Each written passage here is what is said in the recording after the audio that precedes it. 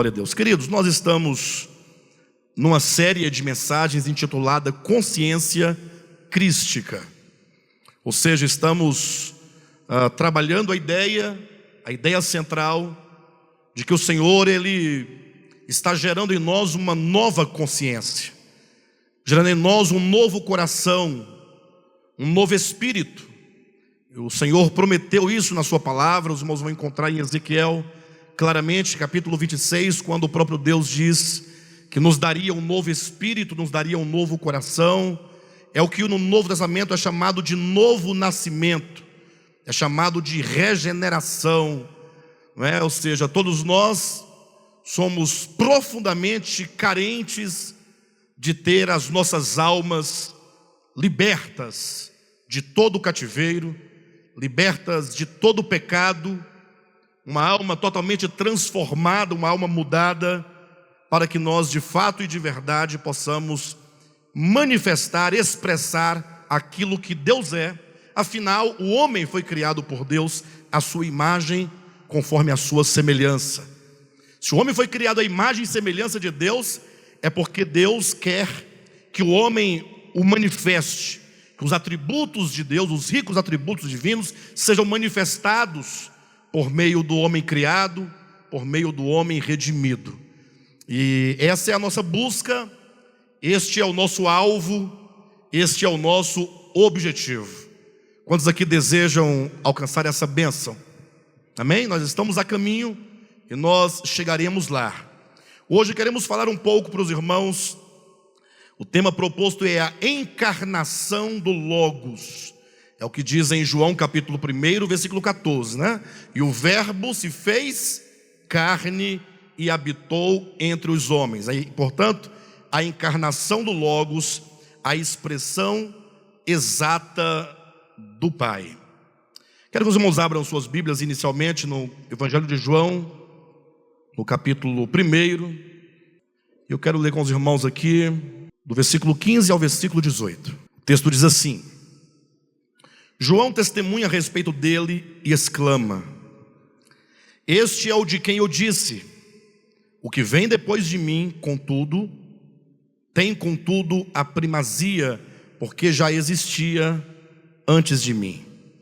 Porque todos nós temos recebido da sua plenitude e graça sobre graça. Porque a lei foi dada por intermédio de Moisés, a graça e a verdade vieram por meio de Jesus Cristo. Ninguém jamais viu a Deus. O Deus unigênito que está no seio do Pai é quem o revelou. Mas eu quero chamar a atenção dos irmãos nessa mensagem, porque ao se falar sobre consciência crística, ou ao se falar de um coração totalmente ganho pelo Senhor, ganho pela sua palavra, ao se falar então de um novo nascimento, isso implica a visão espiritual que nós temos acerca de Deus. Eu sei que em todo o mundo, em todos os tempos, todos os homens de alguma maneira falaram ou falam acerca de Deus. E mesmo dentro do judaísmo, para se referir especificamente à religião predominante dos hebreus, e também do cristianismo, né? Enquanto a igreja instaurada na história há 2000 anos, o cristianismo também fala sobre Deus, como o judaísmo falava acerca de Deus. Ou seja, todos os homens falam de Deus. Agora a grande questão, e isso é extremamente importante para aqueles que desejam uma experiência verdadeira com Deus, com a sua palavra, é o fato de que quantos podem dizer verdadeiramente quem é Deus, ou quantos podem dizer verdadeiramente como é Deus. Isso porque cada um, a seu modo, no seu tempo, na sua cultura, de acordo com a sua tradição, cada um tem uma visão diferente acerca do divino, acerca de Deus, de como seria Deus. E um fenômeno muito notório é que os homens, na maioria das vezes, por ignorância ou por outros motivos, eles acabam criando a imagem de Deus à semelhança daquilo que ele tem no seu coração. Ou seja, o Deus que as pessoas creem é a projeção do seu próprio coração, da sua própria maneira de pensar. Conforme você pensa Deus, assim será o seu Deus, criado e projetado pela sua mente. Mas graças a Deus que nós não ficamos sem o testemunho do verdadeiro Deus. Ou seja, Deus não deixou os homens sem o testemunho de si mesmo. Se nós buscarmos na Escritura, vamos encontrar desde Romanos capítulo 1, versículo 20, quando diz que Deus deu o testemunho acerca de si mesmo por meio das coisas criadas, dizendo que a criação, ela manifesta os atributos de Deus, assim como o seu eterno poder e a própria divindade. Ou seja, o homem não ficou sem testemunho de Deus. O apóstolo Paulo, em Atos capítulo 14, falando para um grupo de pagãos, ele falou assim: olha, Deus não ficou ou não deixou vocês sem o testemunho dele. Como assim? Ele disse: fazendo-vos o bem, dando chuvas a seu tempo e estações frutíferas para o vosso prazer, para o vosso gozo. Então temos primeiramente a criação, mas ainda assim, embora a criação seja uma grande revelação de Deus, Deus um dia, Ele enviou o seu próprio Filho ao mundo. Quando Cristo veio ao mundo, Ele veio com a definida missão, Ele veio claramente cumprir algo. Se vocês leem em João capítulo 17, Jesus claramente falando com o Pai diz: Pai, eu revelei o teu nome aos homens que me deste. Eu revelei aos homens a tua vontade, eu revelei o seu nome aos homens. Ou seja, o Senhor é aquele que veio mostrar ao homem quem é Deus, para que ninguém tivesse nenhuma dúvida concernente ao coração de Deus, à mente de Deus, à vontade de Deus. O próprio Deus se fez carne, se encarnou, e como homem viveu no meio dos homens, Ele lidou com os homens, Ele resolveu problemas dos homens, Ele viveu como homem no meio de homens, e assim nós podemos então ter um testemunho claro acerca de quem Deus é. Quero que vocês leiam comigo na primeira epístola de João, capítulo 5. Eu quero introduzir essa parte da mensagem lendo com vocês um importante texto que João nos coloca, nos concede aqui na sua primeira epístola, capítulo 5 de 1 João, capítulo 5, versículos 20 e 21. Quando nós lemos a Escritura com atenção naquilo que está sendo dito, nos deparamos com verdades tão profundas que às vezes nós nos espantamos, né? Não sei se vocês sabem, mas as epístolas de João foram os últimos livros da Bíblia a serem escritos. Mesmo o Apocalipse foi escrito na questão do tempo antes das epístolas de João. Essas epístolas aqui são os últimos livros. Mesmo quando todos os apóstolos já haviam morrido, João, o último dos apóstolos a morrer, ele escreveu essas epístolas. E portanto, imagine que ao escrever o último livro dos 66, ele diz essas palavras aqui no capítulo 5, versículo 20. Também sabemos que o Filho de Deus é vindo e nos tem dado entendimento para conhecermos o verdadeiro. E estamos no verdadeiro, em seu Filho Jesus Cristo. Este é o verdadeiro Deus e a vida eterna. Filhinhos, guardai-vos dos ídolos. Que maravilha, pense comigo, queridos, que João, ele escreve palavras tão fortes, porque ele diz assim: olha, sabemos que o Filho de Deus é vindo. Essa é a primeira assertiva que ele traz. Ou seja, quando ele escreve isso, ele está dizendo: ora, havia uma promessa de que Deus haveria de enviar ao mundo o descendente da mulher, Ele haveria de enviar o Salvador, Ele haveria de enviar o seu testemunho. Cristo é o testemunho de Deus. Em Apocalipse capítulo 3, versículo 14, é dito que Cristo é a fiel testemunha, porque Ele veio para dar o testemunho do Pai. Ele veio mostrar o Pai ao mundo. Então João declara dizendo que sabemos que o Filho de Deus é vindo. Ou seja, é uma verdade, é uma assertiva, dizendo que o Jesus de Nazaré, que foi morto, crucificado e ressuscitado, é o Cristo de Deus, é o Filho de Deus que veio ao mundo. E ele prossegue numa segunda assertiva dizendo: e nos tem dado entendimento para reconhecermos o verdadeiro.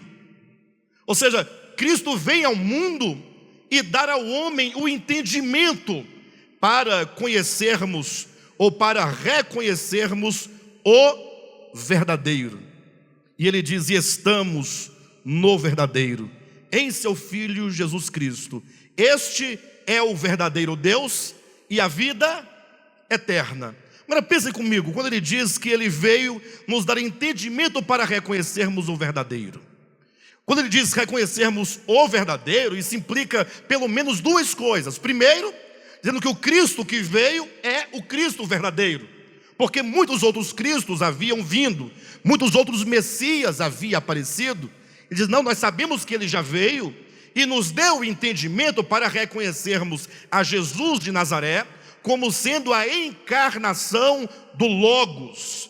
Então nós reconhecemos a Cristo e sabemos que Jesus Cristo é o verdadeiro Cristo, que veio ao mundo, que é a verdadeira vida, que é a vida eterna, que é o verdadeiro Deus. Esse é o primeiro ponto. E a segunda implicação é porque quando ele vem ao mundo, os homens têm uma ideia distorcida acerca daquilo que Deus é. Porque até então muitos homens falaram acerca de Deus. Moisés falou acerca de Deus, os profetas falaram por Deus e acerca de Deus. Então há uma longa história de muitos personagens falando acerca de Deus. Entretanto, o que eles podiam falar estava limitado no tempo em que eles viveram, estava limitado de acordo com a aliança na qual eles viviam, que era a aliança da lei, era a aliança da lei do Monte Sinai, que é o ministério da condenação e da morte. Eles podiam falar a partir de um tempo em que toda a revelação de Deus era uma revelação rudimentar, era uma revelação elementar. Então eles não podiam traduzir de maneira adequada o que Deus verdadeiramente era.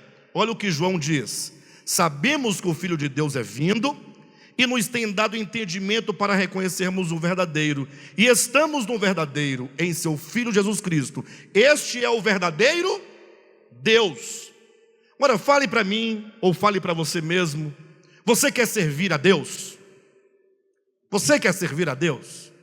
Que maravilha, eu imagino que vocês queiram, porque se aqui estamos é porque cremos, se aqui estamos é porque desejamos receber mais de Deus, conhecê-lo mais e mais e servi-lo. Agora eu pergunto: você quer servir a Deus, mas você quer servir ao Deus verdadeiro? Ou você quer servir a um Deus que seja uma projeção do judaísmo, ou que seja uma projeção do catolicismo, ou que seja uma projeção do evangelicalismo, que são as igrejas evangélicas? Ou você quer um Deus que é uma projeção do cristianismo histórico? Ou você quer servir o Deus verdadeiro? Está aqui, o Filho de Deus é vindo e nos tem dado entendimento para reconhecermos o verdadeiro, para reconhecermos o verdadeiro Deus. Cristo é o verdadeiro Deus e a vida eterna. Por isso que ele conclui o versículo 21 dizendo: filhinhos, guardai-vos dos ídolos. Por quê? Porque qualquer imagem ou qualquer projeção de Deus que não seja o reflexo daquilo que ele verdadeiramente é, torna-se um ídolo. Então há muitos ídolos. Há pessoas que adoram um Deus mau, um Deus cruel, um Deus perverso, um Deus legalista, um Deus que, embora se diga amor, é incapaz muitas vezes de perdoar, é incapaz de salvar, é incapaz de redimir. É um Deus que diria, como nós ouvimos muitas vezes, eu já particularmente ouvia isso na minha infância, em quase todas as mensagens a gente ouvia, que a porta da graça iria se fechar. Quem já ouviu essa expressão? Que a porta da graça vai fechar. Aí você fica imaginando assim: bem, de onde se extraiu essa ideia? Porque fechar a porta da graça, imagine você um Deus gracioso, e esse Deus gracioso fala assim: olha, aqui está a porta, é a porta da graça, é a porta da bondade divina, É a porta das misericórdias divinas. Ela está aberta para quantos quiserem receber essa graça. Aí fica 1 ano, 2 anos, 10 anos, 50 anos, 100 anos, 1000 anos, 5.000 anos, 10.000 anos, não importa.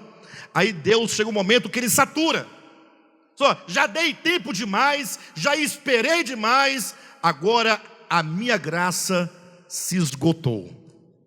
Ou sendo eu um Deus gracioso, me recuso a partir de agora a conceder graça para quem quer que seja. Vou fechar a porta da graça.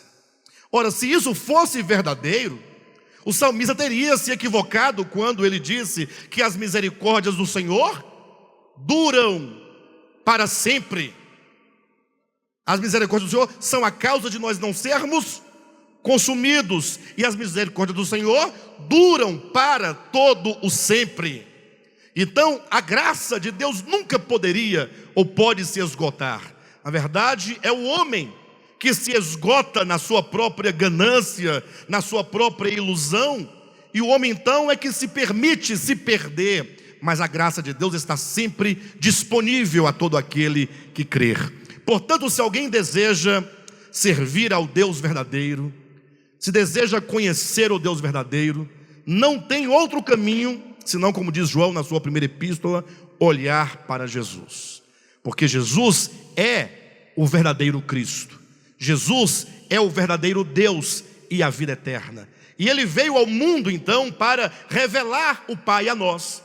E dentro desse contexto eu queria fazer uma abordagem, fazendo uma comparação, uma relação de oposição a Cristo revelando o Pai nos evangelhos e a religião judaica em contrapartida fazendo oposição a Cristo.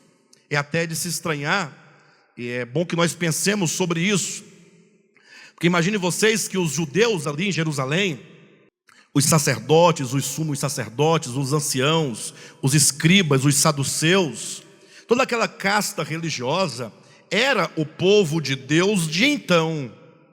Hoje em dia os evangélicos, os cristãos não se veem na terra como povo de Deus? Sim ou não? O cristianismo não fala, não, nós somos o povo de Deus, do Deus verdadeiro. Então naquele tempo, no tempo de Jesus, escribas, fariseus, saduceus, anciãos, sacerdotes, sumos sacerdotes, eles eram a liderança do povo hebreu. E o povo hebreu naquele tempo era, portanto, esse povo que se dizia conhecedor de Deus, era o povo que tinha as promessas, era o povo que tinha a aliança, era o povo que tinha os cultos, era o povo que tinha a esperança do Messias. Imagine só que, vindo o Messias, o que era para acontecer? Não era para ter uma unidade? Não era para eles então receberem o Messias, amarem o Messias e servirem ao Messias? Sim ou não? Mas estranhamente houve um conflito muito grande entre Jesus e o judaísmo. Aqueles que teoricamente deveriam receber o Messias foram os que perseguiram o Messias, foram os que desprezaram o Messias, foram inclusive os que crucificaram o Messias. Aqueles que não amavam o Messias, não desejavam pelo Messias. Alguém pode falar assim, puxa, mas é o povo de Deus. Sim, mas quando o povo de Deus não tem a ideia certa de quem é Deus, gera-se este conflito. E a razão é muito simples. Eu quero abordar apenas um único ponto, voltando para João capítulo 1, onde lemos inicialmente. Um único ponto que eu quero ressaltar nessa noite, capítulo 1, versículo 15. O testemunho de João Batista. Veja na sua Bíblia. Então João testemunhou a respeito dele e exclama: este, referindo-se a Jesus, é o de quem eu disse, o que vem depois de mim tem contudo a primazia, porquanto já existia antes de mim. Porque todos nós temos recebido da sua plenitude e graça sobre graça. Porque a lei foi dada por intermédio de... Vou repetir. Porque a lei foi dada por intermédio de Moisés. A graça e a verdade vieram por meio de Jesus Cristo. 18, ninguém jamais viu a Deus. O Deus unigênito que está no seio do Pai é quem o revelou. Então eu quero que vocês prestem bastante atenção nesse texto, porque este é o ponto que eu quero abordar essa noite. Quando diz: a lei foi dada por intermédio de Moisés. Moisés é aquele que trouxe a lei aos homens. É aquele que entregou a lei, os 10 mandamentos e um tanto de outras leis para o povo de Israel. Puxa, maravilha, imagine Moisés descendo do monte com aquelas tábuas da lei, trazendo ainda um livro escrito, um tanto de outras leis, de toda sorte, de toda natureza, desde leis cerimoniais, leis civis, leis de higiene, leis da dieta alimentar, trazendo aquelas leis ao povo. Mas olha, eu estive com Deus no Monte Sinai. Por 40 dias estive com Ele, conversando com Ele, e eu trago agora escrito tudo aquilo que eu recebi para passar para vocês. Puxa, como o povo deve ter se regozijado. Moisés subiu ao monte, e quando desce de lá, desce com um tanto de mandamentos, um tanto de regras e um tanto de estatutos para o povo cumprir.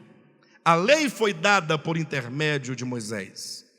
Só que é dito no 17 que a graça e a verdade, todavia, porém, ela veio por intermédio de quem? De Jesus Cristo. Moisés trouxe a lei, Cristo trouxe a graça e a verdade. Pastor, como é que eu posso compreender o sentido exato do que está no versículo 17? Essa relação, a lei foi dada por Moisés e a graça e a verdade veio por meio de Cristo. É o 18, ninguém jamais viu a Deus. Ou seja, Moisés não viu a Deus. E nenhum homem, além de Moisés, nem Isaías, nem Jeremias. Alguém dirá: pastor, mas eu já li a Bíblia, e lá no Antigo Testamento diz que Moisés viu, que Isaías viu, que Daniel viu, que vários outros homens viram. Ouça, ninguém jamais viu a Deus. O que houve nas páginas do Antigo Testamento eram epifanias, eram visões, eram êxtases. Era algo que, embora divino, estava tão somente no âmbito de uma visão. Ninguém jamais viu a Deus. E portanto, se ninguém jamais viu a Deus, se você tomar ainda aqui o capítulo 3 de João, versículo 13, quando diz: ora, ninguém subiu ao céu, senão aquele que de lá desceu. Ou seja, quem esteve com Deus para falar acerca de Deus, para falar com exatidão.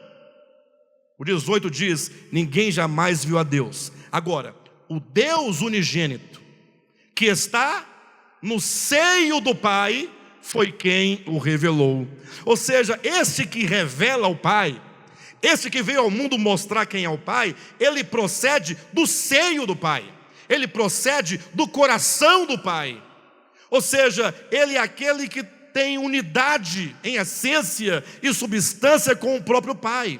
Então, quando Cristo revela aos homens quem é Deus, se pode falar como Paulo declarou, que Cristo é a expressão exata do Pai. Podemos dizer que Cristo é a expressão canônica do Pai. Ou seja, Cristo, ele é o Pai revelado, sem nada lhe acrescentar que o Pai não tenha, e sem nada subtrair daquilo que o Pai é. Ele é uma expressão exata. Qualquer outro testemunho acerca de Deus que não esteja na justa medida daquilo que é o Cristo encarnado, vivendo entre os homens, certamente não é o testemunho do verdadeiro Deus. Então, se você quer servir a Deus verdadeiramente, precisa olhar para essa matriz canônica do testemunho de Deus, que é o próprio Cristo encarnado e vivendo entre os homens. Para os irmãos então entenderem um pouco dessa revelação de Deus, pelo menos em um aspecto, vamos olhar para os evangelhos, Mateus, Marcos, Lucas e João. Jesus estava constantemente ali conversando com os líderes da religião judaica. Ou seja, se fôssemos traduzir para uma linguagem atual, diríamos que Jesus estava constantemente conversando com os pastores. Imagine só Jesus conversando com Macedo. Mais ou menos essa é a ideia. O Macedo hoje não é uma grande figura e um grande nome de liderança religiosa no cristianismo, não é? Temos que reconhecer. Ele é um grande nome no sentido de número, né, de liderança que ele exerce e que influencia milhares de pessoas evangélicas. Cristo conversando com Macedo, com Soares. Não tem o Soares também? Com o Chapéu, não tem o Chapéu? Não tem o do Chapéu? Com o Malafaia. Quem mais? O nome que você puxar aí dá certo. Pastor Alexandre não entra nessas grandes categorias. Eu sou apenas um servo. Mas essa casta, né? Então Jesus estava constantemente conversando com os pastores, com os apóstolos, né? Digamos assim, Estevão Hernandes e outros mais. No seu tempo, estou comparando para vocês terem uma ideia do que nós estamos dizendo. Mas quando Jesus conversava com essa casta, no seu tempo, escribas, fariseus, anciãos, sacerdotes, sumos sacerdotes, saduceus, etc., acontece que havia um conflito enorme. Jesus Cristo sempre falando sobre a graça. Jesus pregando e apregoando a graça de Deus. Em contrapartida, vinham os fariseus com a lei de Moisés na mão, a exigir que Jesus fizesse cumprir e aplicasse a lei sobre as pessoas. Não que Jesus fosse um infrator ou um transgressor da lei, não é isso. Mas que os fariseus e escribas, por não discernirem o papel da lei, por não discernirem a função da lei, como acontece na maioria das vezes, os cristãos não entendem a função da Escritura, por exemplo. Eles têm a Escritura como sendo a palavra de Deus, né? Eles têm o livro como sendo a palavra de Deus, e se esquecem que a palavra de Deus é uma pessoa. Antes de haver Bíblia já havia a palavra de Deus. Antes de haver a imprensa já havia a palavra de Deus. Antes de existir Gutenberg já havia a palavra de Deus. Antes de haver judaísmo, Moisés, Paulo, Pedro, o que escreveram a Escritura, já tinha a palavra de Deus. Antes de haver mundo já tinha a palavra de Deus. Antes de haver o homem, porque a palavra de Deus é o próprio Cristo de Deus na eternidade. Basta você ler João capítulo 1, versículo 1. No princípio era a palavra, e a palavra estava com Deus, e a palavra era Deus. Apocalipse capítulo 19, versículo 13. Quando João, na ilha de Patmos, tem a visão do Cristo Jesus vindo na sua segunda vinda, ele diz: e na sua coxa está escrito um nome, Rei dos Reis e Senhor dos Senhores, e o seu nome é a palavra de Deus. Então muitos não discernem isso, como os escribas e fariseus, os religiosos do tempo de Cristo, não discerniam a função e o papel da lei. Quando não se discerne, quando você tem um código penal na sua mão, e você não tem um entendimento do que significa aquilo, ou para que Deus havia dado aquilo, aquilo será usado sempre com um senso de justiça caído.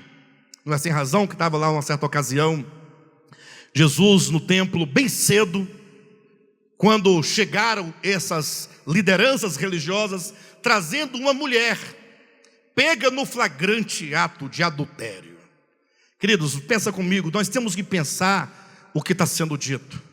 Vocês sabem o que significa uma mulher pega no flagrante ato de adultério? Você tem ideia? Eu vou usar a Vera, porque a Vera é uma pessoa que não vai pensar nada a meu respeito.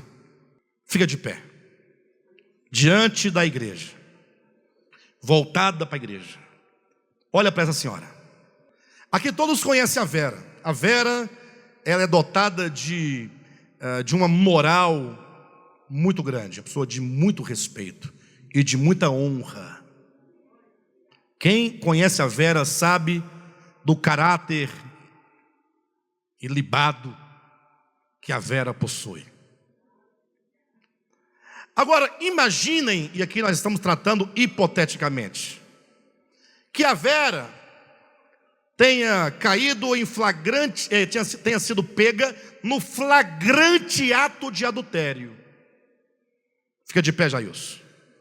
Imagine que tenha sido com o Jailson. Misericórdia, né, irmãos? Isso é nem coisa para se conversar em pregação. Mas eu estou ilustrando. Só que na história de João capítulo 8, o Jailson não estaria em pé aqui. Porque lá levaram a mulher pega no flagrante ato de adultério, mas o adúltero não foi levado. O adúltero, aquele que estava com ela, certamente estava no meio da multidão com uma pedra, porque é dito no texto que eles fizeram isso já num conluio, foi um combinado, não exatamente por causa da Vera, mas eles queriam pegar a Cristo numa contradição.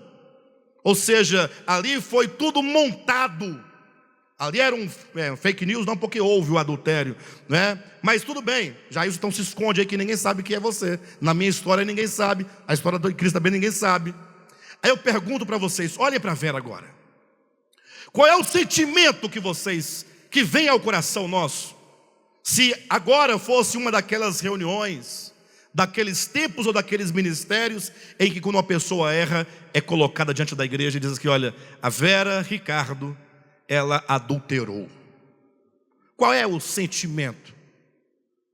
O que vem ao seu coração? Primeiro, raiva. Fala a verdade. Raiva. Sim ou não? Raiva. Que vergonhice é essa? Tem vergonha na cara não? Ah, a tua idade. Não, é assim que o ser humano Aí já olha ela como uma mulher manchada, maculada, podre, esquisita, pecadora, desgraçada. Não, eu estou sendo bacana, porque as pessoas usam outro nome para isso. Ô Verinha, senta. Muito obrigado, viu, Verinha? Quando levaram a mulher pega no flagrante ato de adultério para Jesus Cristo, a mulher que estava nua, completamente nua, porque os fariseus não eram bondosos para dizer assim, minha senhora, por gentileza, vista as suas roupas, porque queremos levá-la ao apedrejamento. Porém, antes passaremos por um tribunal em que Cristo dará a sua palavra acerca do seu destino, e certamente Ele vai mandar te apedrejar, porque é assim que manda na lei de Moisés. Eles não falaram isso. Levaram-na arrastada, tirada do leito, nua, para que o adultério e o flagrante ficasse bem caracterizado. E jogou diante de Cristo. E o conflito está aqui, claramente armado. Imagine. De um lado, a liderança religiosa, os crentes daquele tempo, a igreja daquele tempo, os servos de Deus daquele tempo, dizendo, Jesus, preste atenção, Jesus. Esta mulher foi pega no flagrante ato de adultério. Eis aqui as testemunhas. E Moisés, na sua lei, manda apedrejar. E tu, o que dizes? Olha o conflito. Jesus não veio testemunhar de Moisés. Graças a Deus. Jesus não veio dar continuidade ao ministério de Moisés. Como ele diz em João capítulo 10, ele diz, eu vim para que tenham vida. E como pode haver vida se não houver perdão? Como pode haver perdão se não houver graça? Eu vim para que tenham vida e a tenham em abundância. Quando questionado sobre aquela mulher, Jesus disse, não, primeiro ele faz um silêncio, e o silêncio às vezes perturba mais que barulho, mais que palavras, dando um momento, uma oportunidade para eles pensarem um pouco, refletirem um pouco, mas eles insistem dizendo, não, está escrito, é o rigor da letra, é o rigor da lei, são as tábuas que foram dadas no Sinai, que diz, não adulterarás. E Jesus então, escrevendo no chão, se levantou e disse assim, olha, quem dentre vós que não tem pecado, que atire a primeira pedra.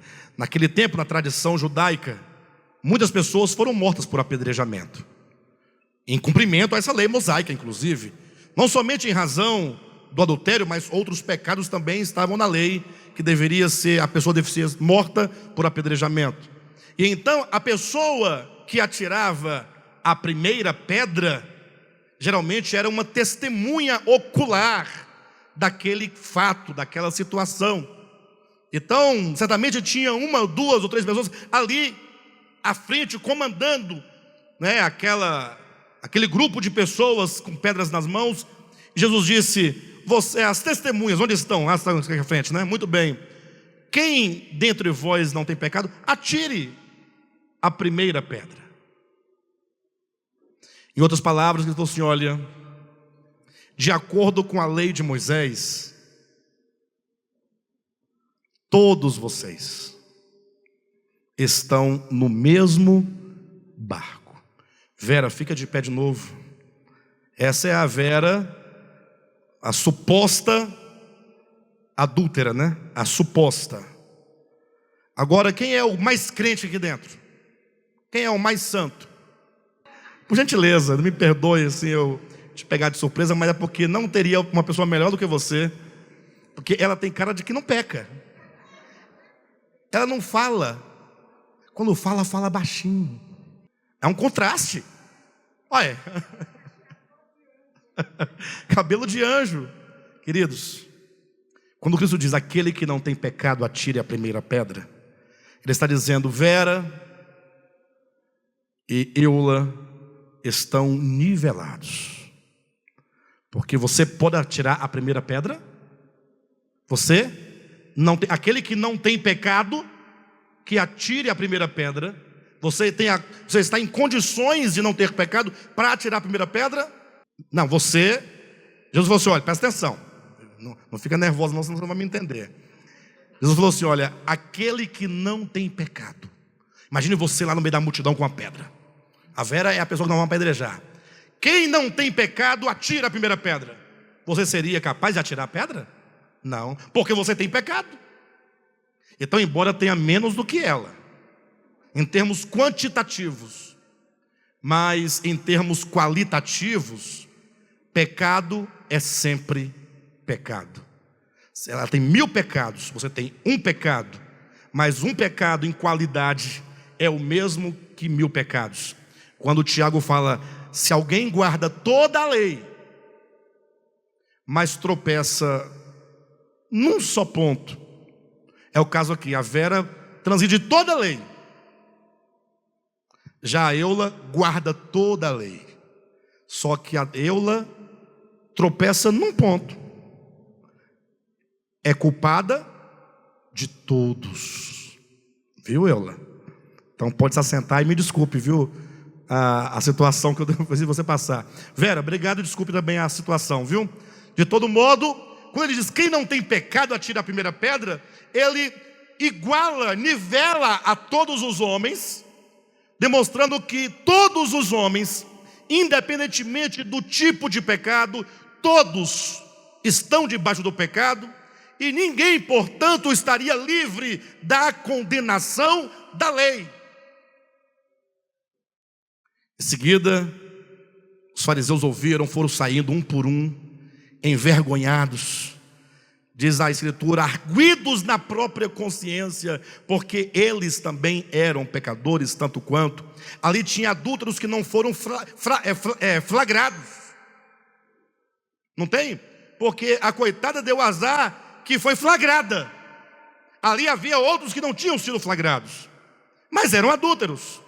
Ali tinha outro que não tinha sido pego no flagrante ato de adultério, mas como ali era um conluio, aquele que foi com ela lá, com a adúltera lá, adulterar, certamente ficou do lado de fora, uns 3 ou 4, vigiando a casa para dar tudo certo. E eles olhavam pela fechadura da porta, pelas brechas da janela, e também sentiam o prazer do pecado. De todo modo, todos nivelados pela lei. A lei nivela todos os homens numa única condição, porque todos pecaram e todos carecem da graça ou da glória divina. Em seguida, Jesus Os homens se retiraram, ficaram somente Jesus e a mulher. Jesus disse: mulher, onde estão os teus acusadores? Ninguém ficou aqui para te condenar? Ela respondeu: ninguém, Senhor. E Jesus disse: eu também não te condeno. Ou seja, agora é a palavra da graça. Cristo não veio ao mundo para condenar o homem. Cristo veio ao mundo para salvar o homem, para perdoar o homem, para curar o homem, para libertar o homem. A graça não significa absolutamente que Deus é condizente com o pecado. Não é que agora vão dizer: agora o Alexandre está pregando uma mensagem da graça, você agora pode ter até adúltera na igreja agora. Não vão dizer isso ou não vão dizer? Vão dizer ou não vão dizer? Agora diz que pode ter adúltera agora, que não dá nada. Que o povo fala assim, né? A graça não implica que Jesus é condizente com o pecado, que Jesus permite o pecado, que Ele não faz questão que a pessoa abandone ou não o seu pecado. Não, a graça, muito mais do que qualquer coisa, ela estende a mão para perdoar e estende a outra mão para curar. A graça não somente é perdoadora, mas ela é transformadora. Ela traz cura juntamente com o perdão. Paulo diz: o amor de Cristo nos constrange. Quando esse amor dessa graça é manifestado no coração, tal pessoa é tocada por este amor, e este amor liberta a pessoa de todo engano, de toda mentira, de todo pecado. Então nós vemos claramente pelo exemplo que demos, que os religiosos da época, os fariseus e escribas, eles eram homens legalistas, homens da lei, eles eram homens da letra, eles eram homens do sinédrio, homens que estavam ali para julgar e condenar as pessoas, numa relação de oposição a Cristo, que veio revelar o Pai. Então Cristo veio trazer exatamente essa ideia. Mas alguém vai perguntar assim: pastor, mas Deus deu a lei. Deus deu a lei, ou Deus não deu a lei? Deu a lei. Então você tem que ler um pouquinho mais o livro de Romanos, e o livro dos Gálatas, e o livro de Hebreus, em que os escritores bíblicos do Novo Testamento explicam a função e a finalidade da lei. Basta você pegar apenas o capítulo 7 e 8 de Romanos. Se você ler com atenção, lê em oração, obedecendo as vírgulas, os pontos, os sinais de interrogação, de exclamação, observando o que Paulo está dizendo, você logo terá uma clareza acerca da razão por que Deus deu a lei. Paulo vai dizendo assim: olha, antes de vir a lei, eu vivia, mas sobrevindo a lei me matou e eu morri. Ele está dizendo que havia um tempo em que não havia a lei, mas a lei um tempo chegou, e quando ela chegou, ela trouxe consigo a condenação para todos os homens. E Paulo então dizendo, nesse sentido, ele diz assim: então eu me propus a cumprir a lei, eu me propus a guardar a lei, eu me propus a obedecer a lei. Entretanto, toda vez que eu queria realizar o bem que a lei diz, eu via nos meus membros uma outra lei, que guerreando contra a lei do meu entendimento, me fazia prisioneiro do pecado e da morte que está nos meus membros.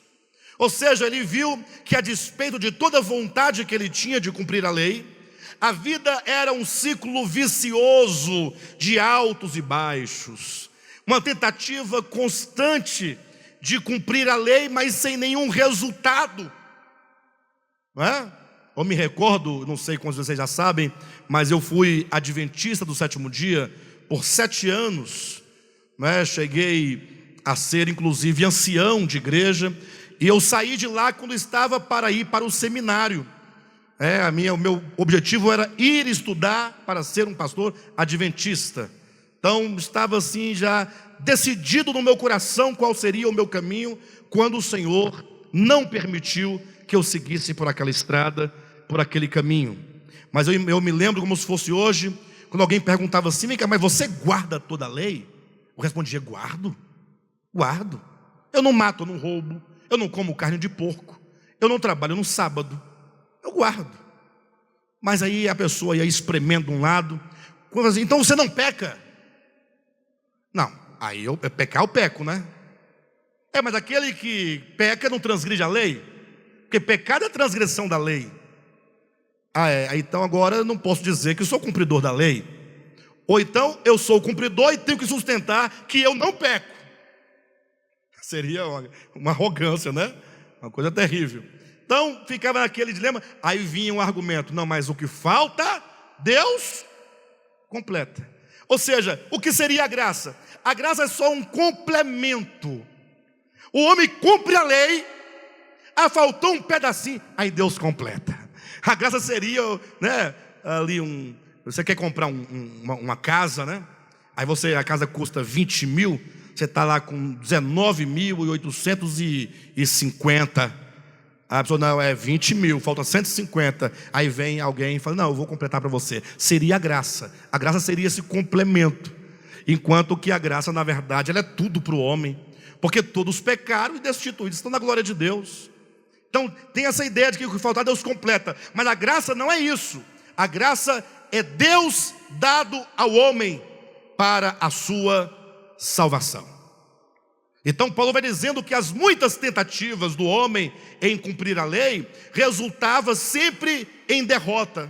Resultava sempre como eu posso colocar? Quando a pessoa fracassa, numa frustração. De modo que no finalzinho do capítulo 7, versículo 24, o apóstolo coloca assim uma expressão: miserável homem que sou. Quando o homem chega a essa conclusão, miserável homem que sou, porque ele tentou, não conseguiu, ele tentava, quase conseguia, mas não conseguia. Aí quando ele disse, eu sou um miserável, ele reconheceu que não dá conta, reconheceu que não pode. Neste momento, quando ele diz miserável homem que sou, a lei cumpre o seu papel. Qual o papel da lei? Falar para o homem, você é um réu, você é um condenado. Mas por quê? Porque você não dá conta. Quando o homem conclui que ele não dá conta, a lei cumpre o seu papel. Querem verificar isso na Escritura? Romanos capítulo 5. Capítulo 5, versículo 20. 5:20 de Romanos. Sobreveio a lei. Está na sua Bíblia isso? Sobreveio a lei. Para quê? Sobreveio a lei para quê? Para avultar a ofensa. O que é avultar? Avultar. Não é tornar evidente? Sobreveio a lei não é para salvar o homem, é para mostrar ao homem o seu pecado, para avultar a ofensa, para tornar a ofensa clara, vista, percebível, notória. Sobreveio a lei para que avultasse a ofensa, mas onde abundou o pecado, superabundou a graça. Então Cristo veio revelar esse Deus gracioso, esse Deus que veio dar vida para o homem, que veio mudar o homem. Alguém pode argumentar, então nesse sentido, se é assim mesmo, então eu posso matar, posso roubar, eu posso... Não, você não pode nada, porque tudo isso é pecado. E a lei já disse para você que é pecado. E a lei já disse para você que se você transgredir um só mandamento, você é culpado de todos. Paulo vai colocar em Gálatas capítulo 3, o versículo 10, maldito todo aquele que é das obras da lei, porque está escrito, maldito aquele que não permanece em todas as coisas do livro da lei para praticá-las. Ou seja, aquele que não consegue, que não dá conta da totalidade, ele está debaixo de uma maldição da lei. Porque a lei, ela condena, ela aponta o pecado. A lei não fala assim, olha, você pecou, está aqui no código tal, no mandamento tal, mas eu, porque sou graciosa, eu vou te perdoar. A lei não diz isso. Os irmãos sabem como é que era chamado o ministério de Moisés? Segundo aos Coríntios capítulo 3, versículo 7, 8 e 9, é chamado o ministério da condenação e da morte. Pastor, mas e aí? A graça nos permite então praticar o que quisermos praticar? Não, a graça, ela é libertadora, ela é transformadora, ela cura. Por isso que o ministério de Cristo estava todo permeado de ações de Cristo, salvando toda sorte de homens. Infelizmente, a maioria dos leitores da Bíblia, quando leem os evangelhos, eles ficam ali admirados quando Cristo curou aquela mulher hemorrágica, quando Cristo curou o cego Bartimeu, quando Jesus libertou o gadareno, quando ele ressuscitou a Lázaro. Aí eles ficam sempre na expectativa de que algum dia vai chegar algum cego de algum lugar e Jesus vai ter que curar aquele cego. Eu sei que Jesus cura olhos físicos, verdade. Glória a Deus por isso. Se houver algum cego de olhos físicos e o Senhor curar, glória a Deus, que maravilha. Ocorre que o próprio João vai explicar que os milagres de Cristo são sinais. João nem mesmo chama os milagres de milagres. Em todo o seu livro ele chama os milagres de sinais. O sinal é algo é realizado de modo concreto, mas se é sinal, então ele representa algo. Ele sinaliza uma realidade espiritual. Quando Cristo chegou no mundo, que havia toda sorte de enfermos, todos aqueles enfermos físicos, na Escritura eles estão aqui para representar várias doenças da alma de toda a humanidade. De certo modo, todos são como uma mulher hemorrágica, todos são como o cego de nascença, todos são como Lázaro que estava morto e sepultado. Cristo veio então para trazer vida ao homem, para curar o homem, e essa cura implica em libertação, implica em salvação. Imagina só, aquela mulher, há 12 anos, sofria de uma hemorragia. 12 anos, não são 12 dias. Diz o texto que ela já havia gastado todo o seu dinheiro com médicos, não tinha mais recurso. Olha como o texto ele é bem construído. Uma mulher hemorrágica, ela estava num processo contínuo de morte. O sangue na Escritura representa vida, e aquela vida estava se esvaindo, estava indo embora pouco a pouco. Ela estava cada dia mais fraca, cada dia mais debilitada, e ela investiu todos os recursos da sua vida para estancar aquele sangue, para resolver o problema daquela morte iminente. Mas nenhum homem, nenhum médico, nenhuma ciência conseguiu resolver o problema dela. Os seus recursos eram insuficientes, o conhecimento humano era insuficiente, a própria vontade dela sozinha era insuficiente. Você já se sentiu alguma vez insuficiente? Sabe onde é que a graça opera? A graça só opera num coração que se vê e se entende insuficiente. Porque o contrário da insuficiência é o orgulho de achar que é bom, de se achar capaz, de se achar poderoso, de se achar santo. Quantas vezes os homens, os crentes, os evangélicos, ou todos nós pensamos na nossa moral, ou temos uma certa sensação de que somos salvos, porque somos bons. Tanto é que nós não falamos assim, eu sou bom, mas essa minha presunção, ela se manifesta quando eu aponto o dedo para o outro que não é tão bom quanto eu. Porque aquele que fala do outro, ele fala a partir de um fundamento, de uma base, de um palanque de justiça. Porque se ele estivesse no mesmo lugar, nos termos práticos, não falaria. Então quando a gente fala, Vera, você nunca me enganou. Quem já usou essa expressão? Fulano nunca me enganou. Quando a gente fala isso, a gente fala de cima de uma plataforma de justiça. Ou seja, eu estou falando do outro porque eu não me vejo na mesma condição. Então quando a insuficiência opera, o seu coração está pronto para receber a graça de Deus. A graça de Deus é gratuita e disponível a todos os homens, mas tem uma condição. A graça tem condição? Não, não é a graça. É que para a graça operar, o seu coração precisa falar assim: eu não dou conta, miserável homem que sou, quem me livrará do corpo dessa morte? Enquanto não tiver um grito dentro de você, dizendo quem me livrará, não tem como a graça operar.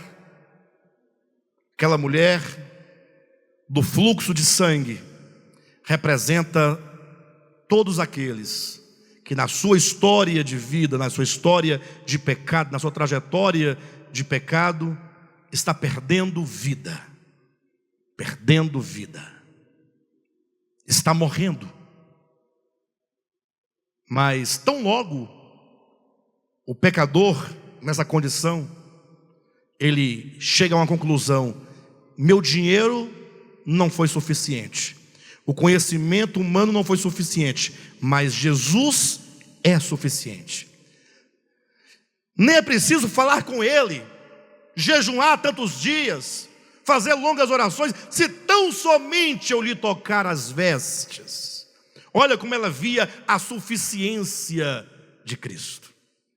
Então você pode semelhantemente sair dessa condição de morte.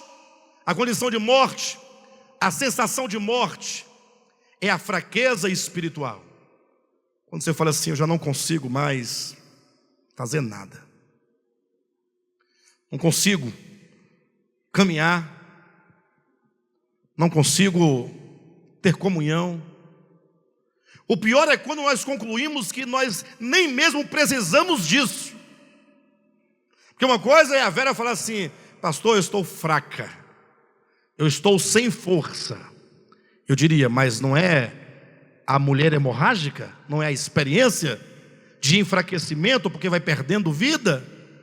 Outra coisa é a Vera falar assim: não, pastor, eu não preciso não. Por que eu iria precisar de comunhão, de oração, da palavra? Por qual motivo? Me recordo que um dia desse meu irmão me falou que convidou a sua mãe para vir à reunião, né? Mãezinha, vamos para a reunião. Meu filho, eu já sei tudo que o pastor Alexandre vai falar. Vixe, já ouvi o Alexandre tantas vezes, que eu sou capaz de adivinhar qual é a pregação de hoje. Em outras palavras, para quê? Eu não preciso, não tenho necessidade. Isso é ruim. Isso aí, no caso, talvez seja Lázaro, né? Não é a mulher hemorrágica que estava morrendo, é Lázaro que está sepultado. E uma pedra foi colocada, está morto, porque não sente mais, não vê mais, não escuta mais. Pastor, o que eu faço? Eu sou Lázaro mesmo. Até para Lázaro, a graça dá um jeito. A graça, até para quem está morto, sepultado, cheirando mal, 4 dias, sepultado, putrefado, todo com o corpo desculpe-me, vamos devagar. O corpo putrefado, cheio de prurido. Como é que é? Gusanos saindo dos ouvidos, do nariz. A barriga vai inchando, vai ficando lisa, bem lisinha. Primeiro uma cor esverdeada, depois vai ficando amarelada, pálida, com algumas manchas, nuances roxas, até que não aguenta mais história. Quando vai,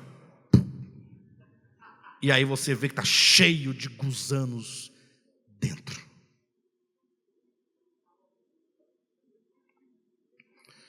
Jesus, mas já cheira mal. Lázaro cheira mal. Já são 4 dias, já está em estado de decomposição o corpo. Jesus disse: mas eu sou a ressurreição e a vida. Tem esperança para você, tem esperança para mim, tem esperança para nós. Lázaro, vem para fora. E Lázaro se levanta, abre os olhos, mas ainda está todo atado, vivo, mas atado. E o Senhor diz: tirai dele as ataduras. Esse é um processo do homem, tirai dele. Ou seja, é um trabalho de desatar para que a pessoa nascida de Deus seja completamente livre para viver a vida que o Senhor quer para ela. Bem, para os efeitos, os evangelhos estão cheios de casos em que Cristo veio para demonstrar e revelar esta graça maravilhosa de salvação para o homem. Receba a graça de Deus. Basta que você invoque o nome de Jesus e que você reconheça a necessidade profunda de mudanças. Talvez como o cego de Jericó ou o cego Bartimeu, você esteja à beira do caminho. Um dia você caminhou, mas por algum motivo você perdeu a visão, e porque perdeu a visão você não pôde mais caminhar e ficou à beira do caminho. Vem Jesus e pergunta: o que queres que eu te faça? Você responde: que eu veja. O Senhor fala assim: então veja e você verá. Ou talvez seja até mesmo como aquele gadareno, possesso de tantas perturbações na mente, no coração, na família, no casamento, onde o Senhor entra, Ele ilumina, Ele liberta das cadeias, dos cemitérios, e a pessoa então, ela é restaurada, a sua mente é restaurada, o coração é restaurado pela graça de Deus. Amém? Jesus Cristo veio revelar esse Deus maravilhoso, cuja graça não somente é perdoadora, mas também é transformadora para a glória de Deus. Que maravilha!